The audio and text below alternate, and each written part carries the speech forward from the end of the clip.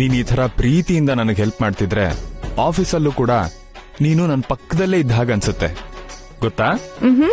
ಆದ್ರೆ ಯಾಕೋ ಇವತ್ತು ಆಫೀಸಿಗೆ ಹೋಗ್ಬೇಕು ಅನ್ನಿಸ್ತಿಲ್ಲ.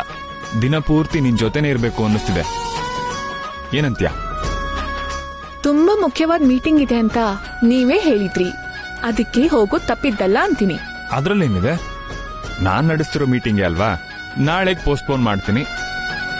ಅತ್ತೆ ಅವ್ರಿಗೆ ಗೊತ್ತಾದ್ರೆ ಕೋಪ ಮಾಡ್ಕೋತಾರೆ. ಮೊದ್ಲು ನೀವು ಆಫೀಸ್ಗೆ ಹೊರಡಿ. ಹೋಗ್ಲೇಬೇಕಾ? ಹೋಗ್ಲೇಬೇಕು.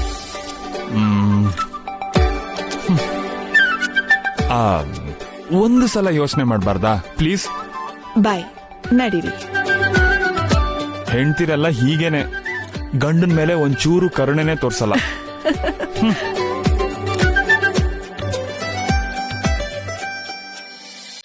ಅಮ್ಮ ಅಮ್ಮ, ಅತ್ತೆ ಅವರು ಯಾವ್ದೋ ಫಂಕ್ಷನ್ ಇದೆ ಅಂತ ಹೋಗಿದ್ದಾರೆ. ನಿಮಗ್ ಹೇಳು ಅಂತಾನು ಹೇಳಿದ್ರು. ಓಕೆ. ರಾಧಿಕಾ, ಏನ್ರಿ?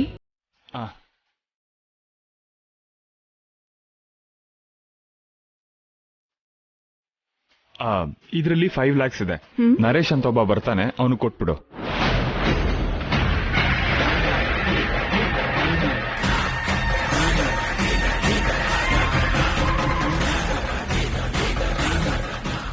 ಆಯ್ತು ರೀ.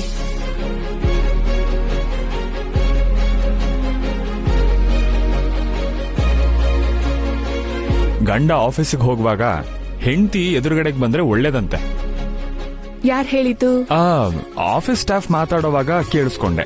ಓಹೋ, ನಿಮ್ ಸ್ಟಾಫ್ ಮಾಡೋ ಕೆಲ್ಸ ಬಿಟ್ಟು ಇದೆಲ್ಲ ಮಾತಾಡ್ತಿರ್ತಾರೆ ಅಂತಾಯ್ತು. ಬರ್ಬೋದಲ್ಲ ಪ್ಲೀಸ್ ಪ್ಲೀಸ್?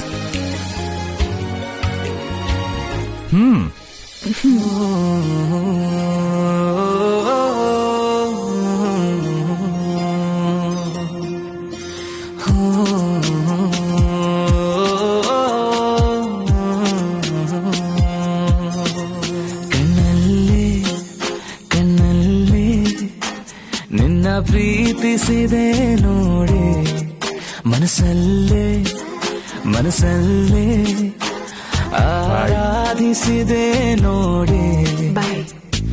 ಮಾತುಗಳು ಬೇಕಾ, ಅದು ತೋರಿಕೆಯ ಪ್ರೀತಿ. ಕವಿತೆಗಳು ಬೇಕಾ, ಅದು ಕಲ್ಪನೆಯ ರೀತಿ.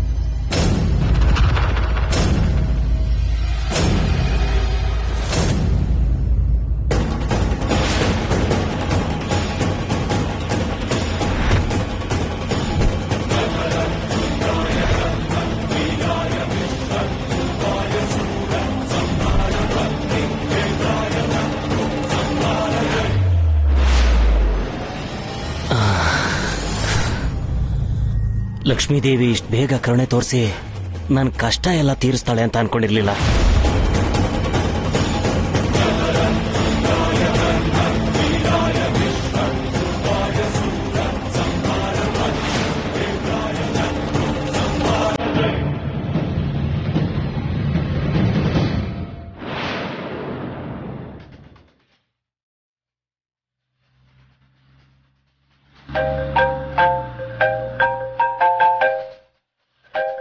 ಹಲೋ. ಹಲೋ, ನಾನ್ ಸರ್ ಶ್ರೀನಿವಾಸು. 5 ಲಕ್ಷ ಅಡ್ವಾನ್ಸ್ ಕಳಿಸ್ತೀನಿ ಎಂದಿದ್ರಲ್ಲ. ಹಾ ಹೇಳಿ ಶ್ರೀನಿವಾಸ್ ಅವರೇ. ನೆನ್ಪಿದೆ. ಆ 5 ಲಕ್ಷನ ಮನೇಲಿ ನನ್ನ ವೈಫ್ ಕೊಟ್ಟಿದ್ದೀನಿ. ನೀವೊಂದು ಕೆಲಸ ಮಾಡಿ, ನಮ್ ನರೇಶ್ನ ಮನೆಗೆ ಕಳಿಸ್ಕೊಡಿ. ಮೇಡಮ್ ಹತ್ರ ಆ 5 ಲ್ಯಾಕ್ಸ್ನ ಕಲೆಕ್ಟ್ ಮಾಡ್ಕೊಂತ ಹೇಳಿ. ಆಯ್ತು sir. Okay sir, thank you. Okay, fine. Bye.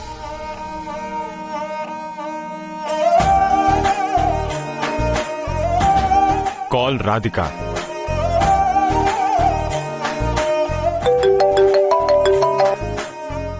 Hello Kailash ಅವರೇ. ರಾಧಿಕಾ, ಇವಾಗ ನರೇಶ್ ಅನ್ನೋ ಒಬ್ರು ಮನೆಗೆ ಬರ್ತಾರೆ.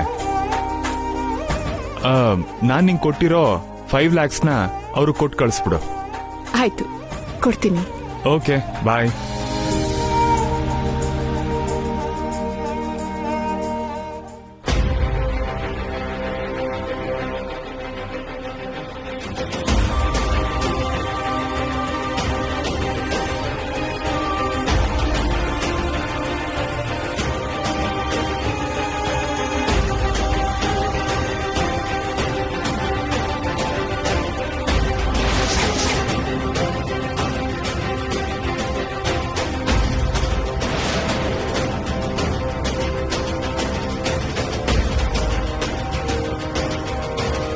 ದುಡ್ಡು ಇಲ್ಲೇ ಇಟ್ಟಿದ್ನಲ್ಲ.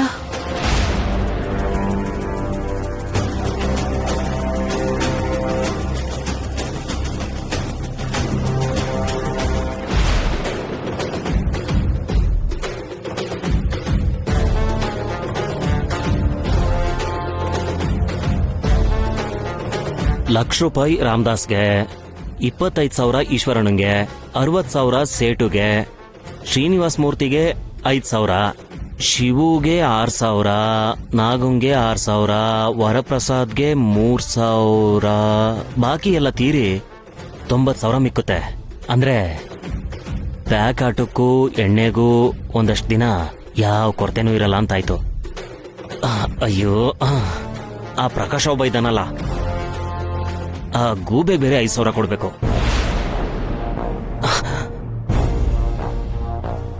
ಏನಮ್ಮ ರಾಧಿಕಾ?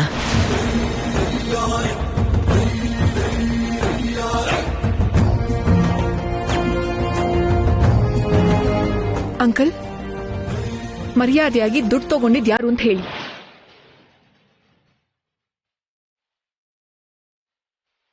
ಯಾವ ದುಡ್ಡಮ್ಮ? ನೀವು ಅಮಾಯಕರ ತರ ಮುಖ ಕಿವುಚಿದ್ರೆ ನಾನ್ ನಂಬಿಡ್ತೀನಿ ಅನ್ಕೋಬೇಡಿ. ನಾನು ಬೀರು ಒಳಗಡೆ ಎತ್ತಿಟ್ಟಿರು 5 ಲಕ್ಷನ ನೀವು ಕದ್ದಿದ್ದೀರಾ ಅಂತ ನನಗ್ ಚೆನ್ನಾಗ್ ಗೊತ್ತು.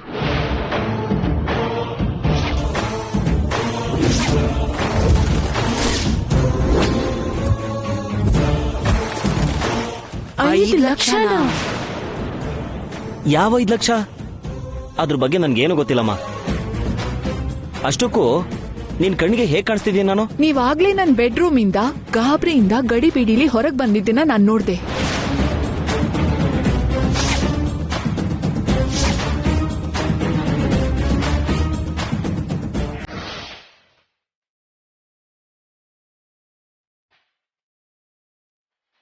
ಇವ್ರೇನು ನನ್ ರೂಮ್ ಕಡೆಯಿಂದ ಗಡಿ ಬಿಡಿಲಿ ವಾಪಸ್ ಹೋಗ್ತಿದಾರಲ್ಲ?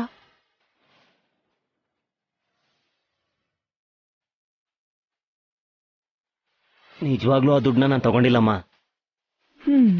ನಿಮ್ ಮಾತ್ ಸುಳ್ಳು ಹೇಳಿದ್ರು ಸಿಸಿ ಕ್ಯಾಮ್ರಾ ಸುಳ್ಳು ಹೇಳಲ್ವಲ್ಲ?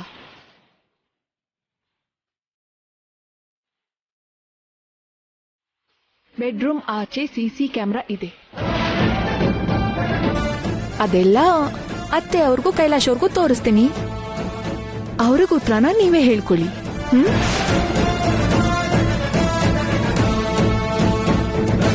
ಅಮ್ಮ ರಾಧಿಕಾ, ಆತ್ರ ಪಡ್ಬೇಡಮ್ಮ. ಏನಯ್ಯ, ಹೋಗಿ ಆ ದುಡ್ಡೆಲ್ಲಿಟ್ಟಿದ್ಯೋ ತಂದ್ಕೊಡು. ನಿನ್ ತಂಗಿ ಗೊತ್ತಾಯ್ತಂದ್ರೆ ಏನಾಗುತ್ತೆ ಗೊತ್ತಲ್ಲ? ಇವಾಗ್ಲೇ ತಂದ್ಕೊಡ್ತೀನಿ ರಮ್ಮ.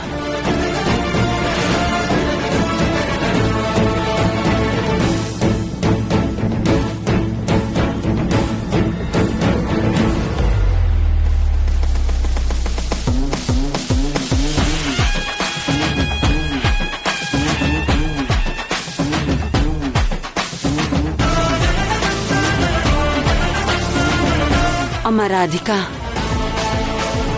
ಬುದ್ಧಿ ಮಣ್ ತಿಂದು ಇವರು ದುಡ್ಡು ತಗೊಂಡಿದಾರಮ್ಮ. ಈ ವಿಷಯನ ನಿಮ್ಮ ಅತ್ತೆಗೆ ಹೇಳ್ಬೇಡ. ಇದು ಗೌರವ ಮರ್ಯಾದೆ ಇರೋ ಮನೆ. ಮೊದ್ಲಿಂದಾನು ನಿಮ್ ನಡವಳಿಕೆ ವಿಚಿತ್ರವಾಗೇ ಇದೆ.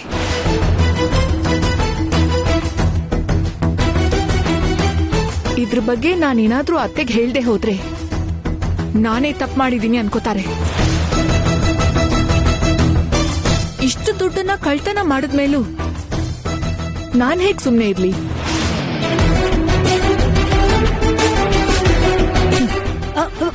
ರಾಧಿಕಾ, ಏನ್ ಮಾಡ್ತಿದ್ದೀರಾ? ರಾಧಿಕಾ, ಚಿಕ್ಕಮ್ಮ, ಚಿಕ್ಕಮ್ಮ ಪ್ಲೀಸ್ ಕಾಲ್ ಬಿಡಿ. ಅಮ್ಮ ರಾಧಿಕಾ, ನಿಮ್ಗೆ ಹೇಳ್ತಿರೋದು. ನಮ್ಮನ್ ಕ್ಷಮಿಸ್ಬಿಡಮ್ಮ. ಇನ್ಯಾವತ್ತೂ ಇಂಥ ತಪ್ಪು ಮಾಡಲ್ಲ. ಚಿಕ್ಕಮ್ಮ, ಏನಯ್ಯ ಹಾಗೆ ಗೊಂಬೆ ತರ ನಿಂತ್ಕೊಳ್ಳೋ ಬದಲು ಕಾಲ್ ಹಿಡ್ಕೊಂಡು ರಾಧಿಕಾ ಹತ್ರ ಕ್ಷಮೆ ಕೇಳು. ಕ್ಷಮಿಸ್ಬಿಡಮ್ಮ. ಅಂಕಲ್ ಪ್ಲೀಸ್ ಅಂಕಲ್, ಎದ್ದೇಳಿ. ಕ್ಷಮಿಸ್ಬಿಡಮ್ಮ. ಇನ್ಯಾವತ್ತೂ ಇಂಥ ತಪ್ಪು ಕೆಲಸ ಮಾಡಲ್ಲ. ದಯವಿಟ್ಟು ನಿಮ್ಮ ಅತ್ತೆಗೆ ವಿಷಯ ಹೇಳ್ಬೇಡಮ್ಮ. ಅಂಕಲ್, ನಿಮ್ಗೆ ಹೇಳ್ತಿರೋದು, ನನ್ ಕಾಲ್ ಬಿಡಿ. ನಾವು ಬಿಡಲ್ಲ. ನೀವ್ ನಮ್ಮನ್ ಕ್ಷಮಿಸಿದೀನಿ ಅಂದ್ರೇನೆ ಬಿಡೋದು. ಅದಕ್ಕೆ ಅವ್ರಿಗೆ ಈ ವಿಷಯ ಹೇಳಲ್ಲ ಅಂದ್ರೇನೆ ಬಿಡೋದು.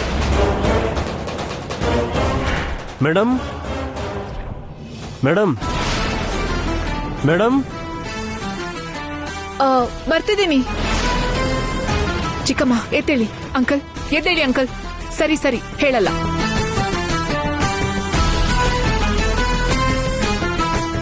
ಇದೊಂದ್ಸಲ ಕ್ಷಮಿಸ್ತಿದ್ದೀನಿ. ಇನ್ನೊಂದ್ಸಲ ಇಂಥ ಕೆಲ್ಸ ಮಾಡಿದ್ರೆ ಖಂಡಿತ ಸುಮ್ನೆ ಇರಲ್ಲ. ಸರಿನಮ್ಮ.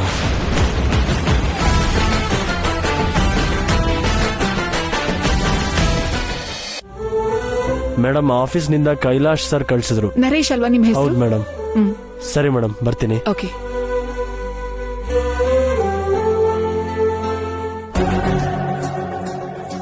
ಯಾಕಯ್ಯ ಇಂಥ ತಲೆ ಬಾಲ ಇಲ್ದಿರೋ ಕೆಲ್ಸ ಮಾಡ್ತೀಯ? ನೀನ್ ಮಾಡಿರೋ ದರಿದ್ರ ಕೆಲ್ಸದಿಂದ ಇವತ್ ನಾವು ಅವಳ ಕಾಲ್ ಹಿಡ್ಕೋಬೇಕಾಗ್ ಬಂತು. ಆ ದುಡ್ಡಿಂದ ಸಾಲನೆಲ್ಲ ತೀರ್ಸ್ಬಿಡೋಣ ಅನ್ಕೊಂಡಿದ್ದೆ. ನೀನ್ ಈ ತರ ದುಡ್ಡುಗೋಸ್ಕರ ಅತಿ ಆಸೆ ಪಟ್ರೆ ಅತ್ತೆ ನಮ್ಮನ್ನ ಈ ಮನೆಯಿಂದ ಆಚೆ ಹಾಕ್ತಾರಷ್ಟೇ. ಮತ್ತೆ ಇನ್ಯಾವತ್ತೂ ಈ ಮನೆ ಕಾಲಿಡಕ್ಕಾಗಲ್ಲ. ನಾವ್ ಅಂದ್ಕೊಂಡಿರೋದ್ ಸಾಧಿಸ್ಬೇಕಂದ್ರೆ ನೀನ್ ಇಂಥ ಚಿಲ್ರೆ ಕೆಲ್ಸ ಮಾಡ್ಬೇಡ. ಇನ್ನೊಂದ್ಸಲ ಹೀಗ್ ಮಾಡಿದ್ರೆ ರಾಧಿಕಾ ಅಲ್ಲ, ನಾನು ಮಲ್ಲೇಶ್ವರಿ ಹೋಗಿ ನಿನ್ ಬಗ್ಗೆ ನಿನ್ ತಂಗಿಗ್ ಹೇಳ್ಬಿಡ್ತೀವಿ. ಕೈಲಾಗ್ದಿರೋ ಗಂಡ, ಕೆಲ್ಸಕ್ ಬಾರ್ದಿರೋ ಗಂಡ್ಸು. ಛೀ.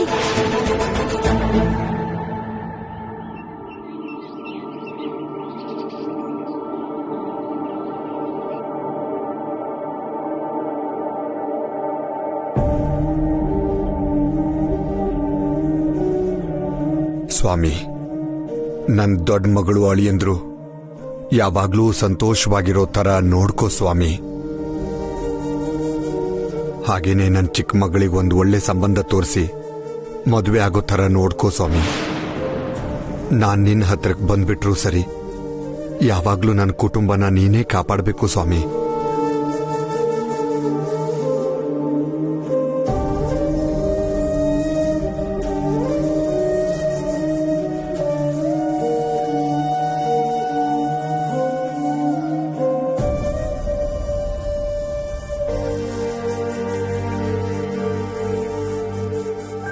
ಸ್ವಾಮಿ,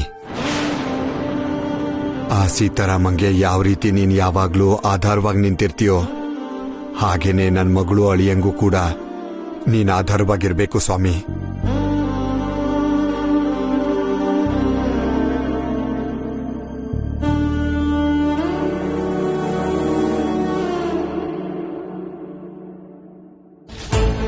ಓಂ ನಮಃ ಶಿವಾಯ. ಓಂ ನಮಃ ಶಿವಾಯ. ಓಂ ನಮಃ ಶಿವಾಯ.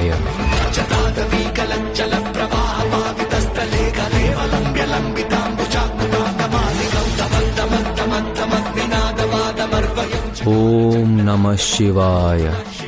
ಓಂ ನಮಃ ಶಿವಾಯ.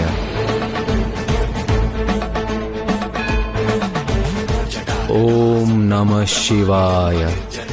ಓಂ ನಮಃ ಶಿವಾಯ. ಓಂ ನಮಃ ಶಿವಾಯ. ಓಂ ನಮಃ ಶಿವಾಯ.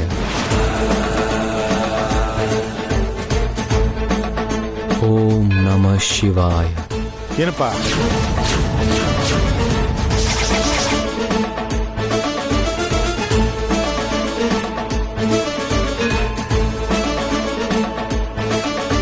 ಒಳ್ಳೇದು ಬಯಸಿ ಅರ್ಚನೆ ಮಾಡು ಅಂದೆ, ಆದ್ರೆ ಗೋತ್ರ ನಕ್ಷತ್ರ ಹೇಳು ಅಂದ್ರೆ ಬೇಡ ಅಂದೆ. ಯಾಕಪ್ಪ? ಗೋತ್ರ ನಕ್ಷತ್ರ ಹೇಳದೆ ಅರ್ಚನೆ ಮಾಡಿಸ್ತಿದ್ದಾನೆ. ಯಾರಿಗೋಸ್ಕರ? ಹೆಸರು ಹೇಳದೆ ಹೋದ್ರು ಕಡೆ ಪಕ್ಷ ಯಾರಿಗೋಸ್ಕರ ಪೂಜೆ ಮಾಡಿಸ್ತಿದ್ಯೋ ಅದನ್ನಾದ್ರೂ ಹೇಳಪ್ಪ. ನನ್ ಪ್ರೇಯಸಿಗೋಸ್ಕರ.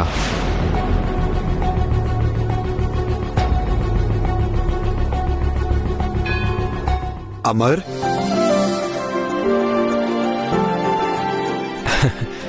ಅಂಕಲ್ ನೀವಾ? ಚೆನ್ನಾಗಿದ್ದೀರಾ? ಚೆನ್ನಾಗಿದ್ದೀನಪ್ಪ. ಪೂಜಾರ್ರೆ ತಗೊಳ್ಳಿ, ಅರ್ಚನೆ ಮಾಡಿ. ಆ ಹೆಸರು? ಹಾ ಗೊತ್ತು ಸರ್. ನಿಮ್ ಮಗಳ ಹೆಸರು ರಾಧಿಕಾ, ಅಡಿನ ಹೆಸರು ಕೈಲಾಶ್. ಅವ್ರು ಚೆನ್ನಾಗಿರ್ಲಿ ಅಂತ ಅವ್ರ ಹೆಸರಿಗೆ ಅರ್ಚನೆ ಮಾಡಬೇಕು. ಪ್ರತಿ ವಾರ ಮಾಡೋದೇ ಅಲ್ವಾ? ಹೌದು ಪೂಜಾರ್ರೆ. ಓಂ ತತ್ ಪುರುಷಾಯುದ್ಮಹಿ ಮಹಾದೇವಾಯ ಧೀಮಹಿ ತನ್ನೋ ರುದ್ರ. ಪ್ರೀತಿಸಿರೋ ಹುಡುಗಿಗೋಸ್ಕರ ಅರ್ಚನೆ ಅಂತಿದ್ಯಾ? ಹೆಸರು ಹೇಳಕ್ ಯಾಕಪ್ಪ ಅಷ್ಟು ಯೋಚನೆ ಮಾಡ್ತಿದ್ಯಾ? ಚೆನ್ನಾಗಿರ್ಲಿ ಅಂತ ಕೇಳ್ಕೊಳ್ಳೋದ್ ಬಿಟ್ರೆ ಅವಳ ಹೆಸರು ಹೇಳೋ ಯೋಗ್ಯತೆ ಈಗ ನನ್ಗಿಲ್ಲ. ಅದು ತಪ್ಪಾಗುತ್ತೆ. ಯಾಕೆ? ನನ್ ಪ್ರೀತಿ ಇತಿಹಾಸ. ಆ ಹುಡುಗಿಗೆ ಇನ್ನೊಬ್ರ ಜೊತೆ ಮದುವೆ ಆಗಿದೆ. ನನ್ ಪ್ರೇಯಸಿ ತಾಳಿ ಕಟ್ಟಿಸ್ಕೊಂಡು ಇನ್ನೊಬ್ರಿಗೆ ಸ್ವಂತ ಆಗಿರುವಾಗ ಆ ನೆನಪುಗಳನ್ನ ನೆನೆಸ್ಕೊಳ್ಳೋದು ಕೂಡ ಪಾಪಾನೆ. ಆ ಮದ್ವೆಗೆ ಗೌರವ ಕೊಟ್ಟು ಅವಳು ಯಾವಾಗ್ಲೂ ಸಂತೋಷವಾಗಿರ್ಬೇಕು ಅಂತ ದೇವ್ರ ಹತ್ರ ಕೇಳ್ಕೊಳ್ಳೋದೇ ಧರ್ಮ ಅನ್ನೋದು ನನ್ನ ಅಭಿಪ್ರಾಯ. ನಿಂದು ತುಂಬಾ ಒಳ್ಳೆ ಯೋಚನೆ ಅಮರ್. ಇಂಥ ನಿರ್ಧಾರ ತಗೊಳ್ಳೋದಕ್ಕೆ ಒಳ್ಳೆ ಮನ್ಸಷ್ಟೇ ಅಲ್ಲ, ಗಟ್ಟಿ ಗುಂಡಿಗೆನೂ ಇರಬೇಕು. ನಿಜವಾಗ್ಲೂ ನಾನು ಹೀಗೆ ಬದಲಾಗೋ ಕಾರಣ ನಾನ್ ಪ್ರೀತಿಸಿರೋ ದೇವತೆ. ನಾನ್ ಪ್ರೀತಿ ನಾನ್ ಪಡ್ಕೊಳ್ಳೇಬೇಕು ಅಂತ, ನನ್ನ ಆಸೆ ಪಡೋದ್ ತಪ್ಪು ಅಂತ ನಾನ್ ವಾಸ್ತವನ ನೋಡೋ ಥರ ಅವಳು ನನ್ ಕಣ್ ತೆರೆಸಿದಾಳೆ. ನಿನ್ನಂತ ಒಳ್ಳೆ ಹುಡುಗನ್ ದೂರ ಮಾಡ್ಕೊಂಡಿದ್ದಕ್ಕೆ ಆ ಹುಡುಗಿ ತುಂಬಾ ದುರದೃಷ್ಟವಂತೆ. ಅದೃಷ್ಟ ದುರಾದೃಷ್ಟ ಅನ್ನೋದು ಒಳ್ಳೆತನದ ಮೇಲೆ ನಿಂತಿರಲ್ಲ, ಎಲ್ಲ ನಮ್ಮ ಹಣೆ ಬರೋದ್ ಮೇಲೆ ನಿಂತಿರುತ್ತೆ. ನಾವು ಪ್ರೀತಿಸಿದವ್ರು ಚೆನ್ನಾಗಿರ್ಬೇಕು ಅಂತ ಕೇಳ್ಕೊಳ್ಳೋದು ಮಾತ್ರನೇ ನಮ್ ಕೈಯಲ್ಲಿರುತ್ತೆ. ಚೆನ್ನಾಗಿ ಹೇಳಿದ್ಯಪ್ಪ. ಸರಿ, ನನ್ ವಿಷಯ ಬಿಡಿ. ನೀವೊಬ್ರೇ ಬಂದಿದ್ದೀರಾ? ಆಂಟಿ ಬರ್ಲಿಲ್ವಾ? ಮನೇಲಿ ಕೆಲಸ ಇದೆ ಅಂತ ಅಲ್ಲೇ ಉಳ್ಕೊಂಡ್ಲಪ್ಪ. ಓಹ್, ಕೃಷ್ಣಮೂರ್ತಿ ಅವರೇ ಒಂದ್ ನಿಮಿಷ ಬನ್ನಿ. ಓಂ ಶಿವಾಯ ನಮಃ, ಓಂ ಮಹೇಶ್ವರಾಯ ನಮಃ, ಓಂ ಶಂಭವೇ ನಮಃ, ಓಂ ಪಿನಾಕಿನೇ ನಮಃ, ಓಂ ಶಶೇಖರಾಯ ನಮಃ, ಓಂ ವಾಮದೇವಾಯ ನಮಃ, ಓಂ ಸ್ವಪ್ರಕಾಶ ಮಹಾದೇವ ಸರ್ವಾಂತ ಸ್ಮಿರಾಮಃ. ಸಭಾಖ್ಯಾಭ್ಯಂತರಂ ಜ್ಯೋತಿರ್ದೀಪೋಯಂ ಪ್ರತಿರತಾಂ ಭವಾನಿ ಶಂಕರದೇವತಾಭ್ಯೋಂ ನಮಃ. ದೀಪಂ ದರ್ಶಯಾಮಿ, ಧೂಪದೀಪಾನಂತರಮಾಚಮನೀಯಂ ಸಮರ್ಪಯಾಮಿ.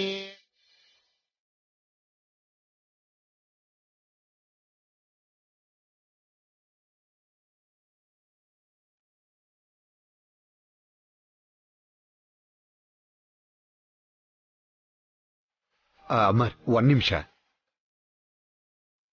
ಇಷ್ಟೊಂದು ಒಳ್ಳೆ ಮನ್ಸಿಂದ ಪೂಜೆ ಮಾಡಿಸಿ ಬೊಟ್ಟೆ ಇಟ್ಕೊಂಡಿಲ್ವಲ್ಲಪ್ಪ.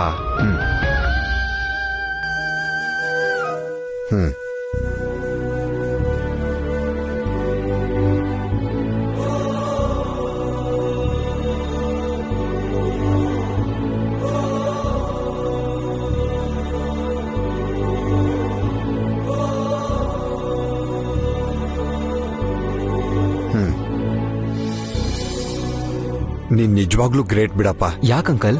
ಯಾಕಂತಿಯಲ್ಲ, ಈಗಿನ ಕಾಲದಲ್ಲಿ ನಿನ್ ವಯಸ್ಸಿನ ಹುಡುಗರು ಹೇಗಿರ್ತಾರೆ? ಪ್ರೀತಿಸಿರೋ ಹುಡುಗಿ ದೂರ ಆದ್ರೆ ಹಾಗೆ ಸತ್ಸಿ ಆ ಹುಡುಗಿ ಮೇಲೆ ಆಸಿಡ್ ಎಸೆಯೋದು, ಕತ್ತಿಲ್ ಕತ್ತರಿಸೋದೆಲ್ಲ ಮಾಡಿ ಸ್ವಚ್ಛವಾದ ಪ್ರೀತಿಗೆ ಅರ್ಥ ಇಲ್ದಿರೋ ತರ ಮಾಡ್ತಿದ್ದಾರೆ. Very bad. ಆದ್ರೆ ನೀನ್ ಹಾಗಲ್ವೇ?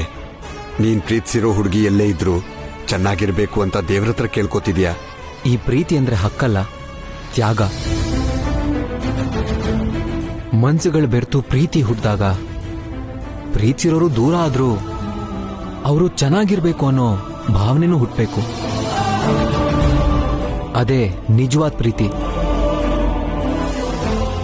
ನಾನ್ ಪ್ರೀತಿಸಿರೋ ದೇವತೆಯಿಂದಾನೇ ಸ್ವಚ್ಛವಾದ ಪ್ರೀತಿಗೆ ನಿಜವಾದ ಅರ್ಥ ತಿಳ್ಕೊಂಡಿದ್ದೀನಿ. ನಿನ್ ಜೊತೆ ಮಾತಾಡಿದ ಪ್ರತಿ ಸಲನೂ ನಿನ್ ಬಗ್ಗೆ ಆತ್ಮೀಯತೆ ಹೆಚ್ಚಾಗ್ತಿದೆ, ಸಂಬಂಧ ಗಟ್ಟಿ ಆಗ್ತಿದೆ, ತುಂಬಾ ಹತ್ರದವನು ಅನ್ನೋ ಭಾವನೆ ಬರ್ತಿದೆ. ನನ್ಗೂನು ನಿಮ್ ಬಗ್ಗೆ ಅದೇ ಫೀಲಿಂಗ್ ಇರೋದ್ರಿಂದಾನೆ ಇಷ್ಟು ಬೇಗ ನಮ್ ಸಂಬಂಧ ಗಟ್ಟಿಯಾಗಿದೆ.